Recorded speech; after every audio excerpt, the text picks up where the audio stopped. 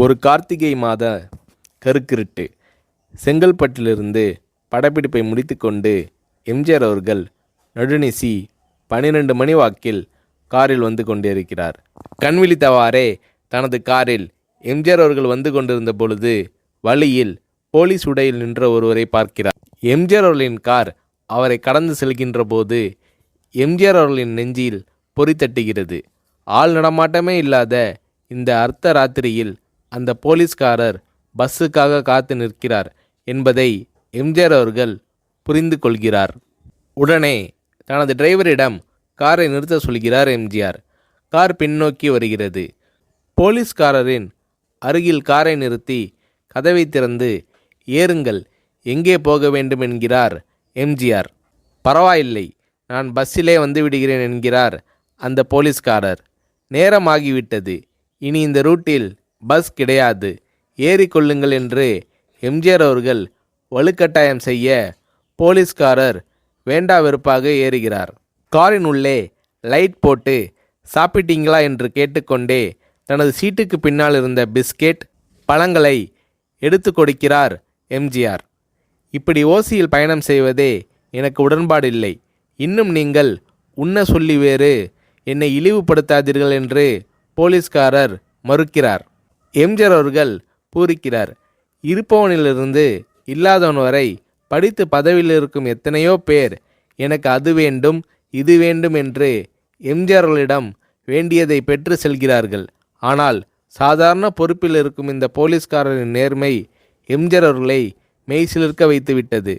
எம்ஜிஆர் அவர்களின் கார் கத தூரத்தில் வந்து கொண்டிருந்தாலும் காரின் நிறத்தையும் ஒளியையும் மனம் கமலும் ஓடிக்கான் வாசனையையும் வைத்து இது எம்ஜிஆர் அவர்களின் கார் என்றும் கார் சென்ற தடத்தை தொட்டு வணங்குகின்ற அளவுக்கு புகழுடன் திகழ்ந்த நேரம் அது. அரை மணி நேரம் கார் சென்று கொண்டிருக்கிறது. ஆனால் அதுவரை எம்ஜிஆர் அவர்களை பற்றி பெரிதாக போற்றி புகழ்ந்து பேசாமல் அந்த போலீஸ்காரர் வந்ததே புரட்சித் தலைவர் எம்ஜிஆர் அவர்களுக்கு அந்த போலீஸ்காரர் மீது மரியாதையை கூடுதலாக்கியது. நான் தான் எம்ஜிஆர் என்கிறார் எம்ஜிஆர். கேள்விப்பட்டிருக்கிறேன் என்கிறார் அந்த போலீஸ்காரர். பொன்மனச்செம்மல் எம்ஜிஆர் அவர்களின் முகத்தில் கோபம் இல்லை, பதிலுக்கு பொன்முறுவல் மலர்கிறது. என் படங்களை பார்த்து இருக்கிறீர்களா என்று கேட்கிறார் எம்ஜிஆர். நான் சினிமாவே பார்ப்பதில்லை என்கிறார் அந்த போலீஸ்காரர்.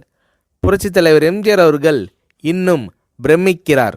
இப்போது கார் சத்தத்தை தவிர ஒரே நிசப்தம். போலீஸ்காரர் தனது வீட்டிற்கு 1/2 கிலோமீட்டர் தூரத்திற்கு முன்பே காரை நிறுத்த சொல்லி இங்கேயே இறங்கிக் கொள்கிறேன் என்கிறார். ஏன், நீங்கள் குறிப்பிட்ட அந்த விலாசம் இன்னும் 1/2 கிலோமீட்டர் தூரம் இருக்கிறதே என்கிறார் எம்ஜிஆர். சாதாரண போலீஸ் உத்தியோகத்தில் இருக்கும் நான் காரில் வந்து இறங்கினால் என் வீட்டிற்கு அருகில் உள்ளவர்கள் என்னை தவறாக நினைத்து கொள்வார்கள். இதுவரை இப்படி நான் யார் காரிலும் ஓசியில் வந்து பழக்கமில்லை. நீங்கள் இவ்வளவு தூரம் செய்த உதவிக்கு நன்றி என்கிறார் அந்த போலீஸ்காரர். புரட்சித் தலைவர் எம்ஜிஆர் அவர்கள் அதற்கு மேல் எதுவும் பேசவில்லை. அவர் எந்த போலீஸ் ஸ்டேஷனில் பணிபுரிகிறார் என்பதை மட்டும் கேட்டு தெரிந்து கொண்டு கிளம்புகிறார். அடுத்த நாள் செங்கல்பட்டு போலீஸ் ஸ்டேஷனுக்கு ஃபோன் செய்து நான் எம்ஜிஆர் பேசுகிறேன் என்கிறார் எம்ஜிஆர். ஃபோனை எடுத்த டிஎஸ்பி உதறலோடும் உற்சாகத்தோடும் தலைவரே வணக்கம் என்கிறார். இரவு சந்தித்த போலீஸ்காரரை பற்றி விசாரிக்கிறார் எம்ஜிஆர். அந்த டிஎஸ்பி சொல்கிறார், நீங்கள் குறிப்பிடும் அவர் இன்று விடுப்பில் இருக்கிறார். அவர் கையூட்டு வாங்காதவர், கடமை தவறாதவர், காவல்துறையின் நேர்மைக்கு இவரே இலக்கணம். வெற்றிலை பாக்கு, பீடி, சிகரெட் போன்ற போதை வஸ்துக்கள், நாடகம், சினிமா போன்ற பொழுதுபோக்கு அம்சங்களையெல்லாம் இவர் அறியாதவர். கல்யாண வயதில் உள்ள 3 பெண்களையும் கரை சேர்க்க முடியாமல் கஷ்டத்தில் இருக்கிறார் என்கின்ற விபரம் டிஎஸ்பியால் எம்ஜிஆர் அவர்களுக்கு சொல்லப்படுகிறது. அவரை நாளை என் தோட்டத்திற்கு வர சொல்லுங்கள் என்கிறார் எம்ஜிஆர். கேட்டுக்கொண்ட டிஎஸ்பி உங்களோடு ஃபோனில் ஆளுக்கு ஒரு வார்த்தை பேச இன்ஸ்பெக்டர், சப் இன்ஸ்பெக்டர் உட்பட எல்லோரும் ஆசைப்படுகிறார்கள். ஃபோனை அவர்களிடம் கொடுக்கலாமா என்கிறார். எம்ஜிஆர் அவர்கள் கொடுங்கள் என்கிறார். பேசுகிறார். அந்த போலீஸ் ஸ்டேஷனே புண்ணியம் பெற்றதாக மகிழ்ச்சி அடைகிறார்கள் அந்த போலீஸ்காரர்கள். மறுநாள் அந்த போலீஸ்காரர் ராமவரம் தோட்டத்திற்கு அழைத்து வரப்படுகிறார். அவரிடம் பேப்பரில் மடித்த பெரிய பணக்கட்டை கொடுத்து, இதை வைத்து உங்கள் பெண்களின் கல்யாணத்தை நடத்துங்கள் என்கிறார் எம்ஜிஆர். போலீஸ்காரர் மறுக்கிறார். நான் ஏதாவது உங்களிடம் காரியமாற்ற சொல்லி அதற்காக கொடுத்தால் அது தவறு. என்னால் ஆக வேண்டியது உங்களுக்கும், உங்களால் ஆக வேண்டியது எனக்கும் எதுவும் இல்லை.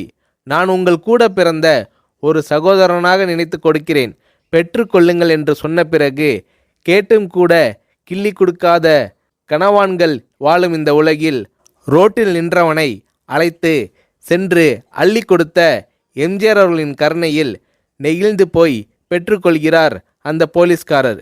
பிறகு ஒரு தேதியில் புரட்சித் தலைவர் எம்ஜிஆர் அவர்களே சென்று அந்த போலீஸ்காரரின் 3 பெண்களின் திருமணத்தையும் நடத்தி வைத்து வாழ்த்தி இருக்கிறார்.